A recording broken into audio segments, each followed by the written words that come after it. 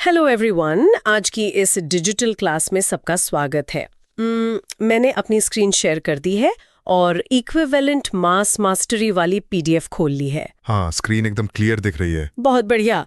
तो देखिए, रसायन विज्ञान में ना ये जो मोल का कॉन्सेप्ट है वो अक्सर बहुत कंफ्यूजिंग होता है। बिल्कुल, मतलब समीकरण बैलेंस करना तो किसी सिरदर्द से कम नहीं है। हाँ, तो आज हम इन 13 स्लाइड्स के जरिए एक एक करके आगे बढ़ेंगे और ये समझेंगे कि कैसे तुल्यांकी भार या इक्विवेलेंट मास रासायनिक प्रतिक्रियाओं को समझने का एक बहुत ही शानदार शॉर्टकट है। एकदम सही। तो ठीक है, आइए इसे समझते हैं।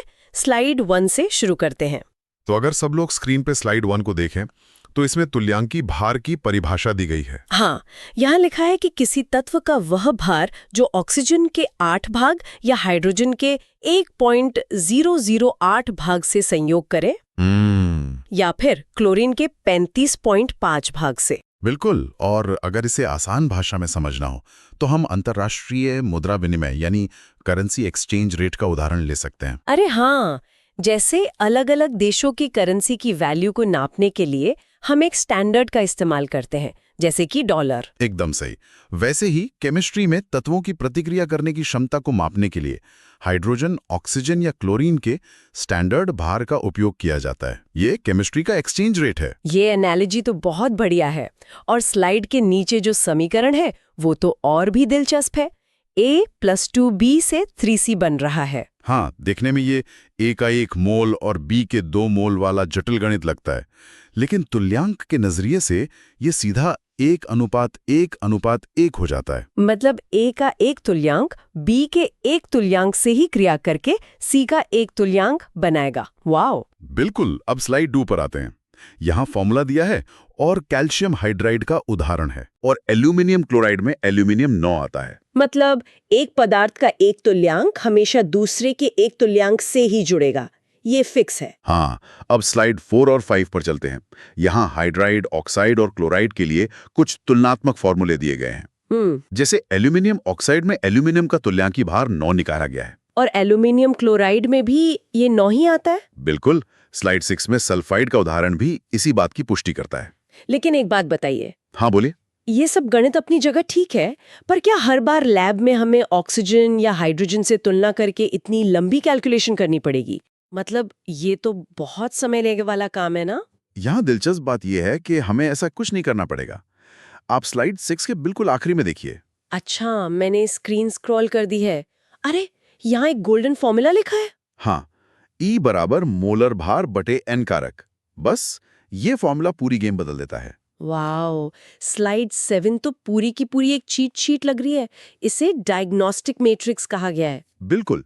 इसमें 5 प्रजातियों के लिए N कारक तय किए गए हैं: आयन, आयनिक यौगिक, अम्ल, क्षार और ऑक्सी कारक या अपचायक। तो स्लाइड 8 के हिसाब से आयनों के लिए N कारक सिर्फ उनका चार्ज होता है। हाँ, जैसे सल्फेट आयन पर -2 का चार्ज है, उसका द्रव्यमान 96 है, तो बस 96 को 2 से भाग दे दीजिए। तो 48 आ गया।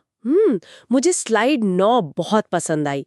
ये आयनिक यौगिकों वाला शॉर्टकट। हाँ, ये सबसे कमाल की चीज है। इसमें पूरे यौगिक का तुल्यांकी भार निकालने के लिए बस पॉजिटिव और नेगेटिव आयन के तुल्यांक जोड़ देने हैं। एकदम लेगो ब्लॉक्स को जोड़ने जैसा।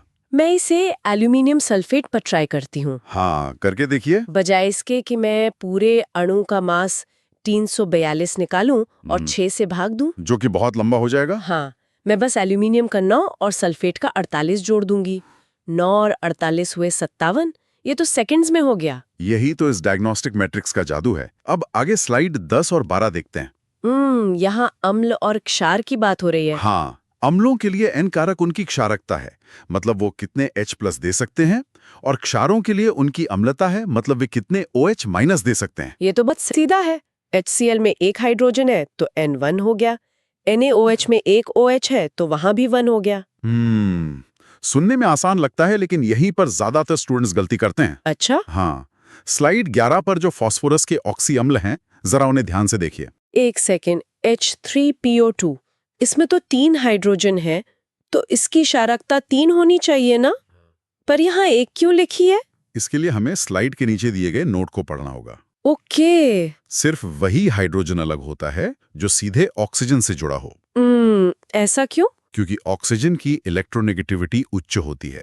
जब H+ निकल जाता है तो ऑक्सीजन उस नेगेटिव चार्ज को स्टेबल रख सकता है। अच्छा, और जो हाइड्रोजन सीधे फॉस्फोरस से जुड़े हैं वे अलग नहीं होते? बिल्कुल नहीं। इसलिए हाइपोफॉस्फोरस अम्ल यानी H3PO2 में केवल एक ही POH बॉन्ड है, अतः इसका N कारक एक ही होगा। ये तो बहुत बड़ा ट्रैप था।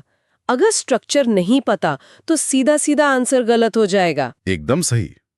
और H3PO3 में 2 POH बॉन्ड होते हैं, इसलिए वहां N कारक 2 होता है। खैर, अब हम स्लाइड 13 पर आ गए हैं, जिसे मैं इस क्लास का बॉस लेवल कहूंगी। हाँ, ये ऑक्सीकारक और अपचायक वाला हिस्सा है। यहाँ N कारक का मतलब है प्रतिमोल त्यागे या ग्रहण किए गए इलेक्ट्रॉनों की संख्या। और ये पोटेशियम परमैंगनेट यानी KMnO4 वाला उदाहरण तो बहुत ही अजीब है। अजीब नहीं, बहुत ही शानदार है। आप देखिए, अम्लीय माध्यम में ये मैंगनीज +7 से +2 में जाता है। मतलब ये 5 इलेक्ट्रॉन ग्रहण करता है, तो N हो गया 5। और मोलर मास को 5 से भाग देने पर तुल्यांकी भार आया 31.6। लेकिन अगर आप इसी KMnO4 को उदासीन या क्षारीय माध्यम में डाल दें, तो ये केवल 3 इलेक्ट्रॉन लेता है। +7 से +4 तक। तो N हो गया 3 और तुल्यांकी भार बढ़कर 52.66 हो गया। देखा आपने कैसे एक ही अणु का व्यवहार बदल गया। इसका मतलब है कि एक अणु का तुल्यांकी भार कोई फिक्स नंबर नहीं है। बिल्कुल नहीं। यह इस बात पर निर्भर करता है कि वो किसके साथ और किस माध्यम में प्रतिक्रिया कर रहा है। ये सच में हैरान करने वाला है। वो एकदम गिरगिट की तरह रंग बदल रहा है। हाँ, और यही ज्ञान लैब में टाइट्रेशन करते समय बहुत काम आता है, जब हम किसी अज्ञात प्रतिक्रिया को संतुलित कर रहे होते हैं।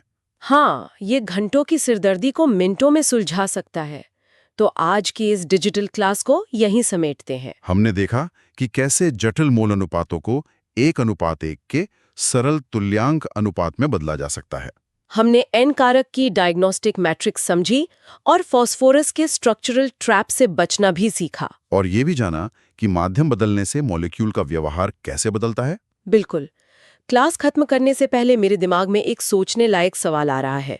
हमने देखा कि KMnO4 का तुल्यांकी भार उसके आसपास के माहौल पर निर्भर करता है। हाँ, तो सोचिए, क्या अणुओं की अपनी कोई स्थिर पहचान होती भी है, या उनका अस्तित्व सिर्फ इस बात से तय होता है कि वे किन परिस्थितियों और किन अन्य अणुओं के संपर्क में हैं? ये तो बहुत ही गहरा सवाल है। शायद रसायन विज्ञान हमें जीवन के बारे में भी कुछ सिखा रहा है। खैर, सब लोग इस पर विचार कीजिएगा। आज की इस क्लास में जुड़ने के लिए धन्यवाद। सीखते रहिए।